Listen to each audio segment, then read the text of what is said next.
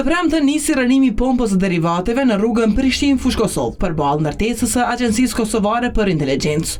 2 vjet më parë, Ministria e Bujqësisë e kishte mbyllur objektin, ndërkaq tash planifikon largimin e plotë të infrastrukturës ekzistuese. Ministri në detyrë i Bujqësisë Armend Muja tha se prona ishte e uzurpuar, ndërsa tash do të rikthehet në funksion publik. Po zbatohet një vendim i gjykatës, procedurë rikthimi ligjshmërisë, prona e Ministrisë së Bujqësisë do të rikthehet publikut të qytetarëve, do të gjelbrohet këtu fillimisht edhe do i shërbej studentëve, stafit ministrisë, stafit kërkimor, sepse këto toka kanë qenë të gjitha të Institutit Bujqësor të Kosovës. Muja mohoi se aksioni të ketë lidhje me fushatën zgjedhore, ndonse rënimi po ndodh në këtë kohë. Duhet ju potencoj që s'ka të bëj asgjë me fushatën zgjedhore, është punë normale. Në fakt ne kemi planifikuar që kjo të bëhet diku në prill, mirë po pat ende vazhdu procedurat.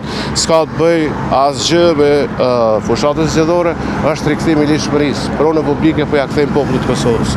Cilësimeve si pronë uzurpuar ju kundërpërgjigj pronari i Depos Liria, Viktor Cakiqi, i cili tha se për 26 vjet kanë paguar qira dhe kanë funksionuar me kontrata të rregullta.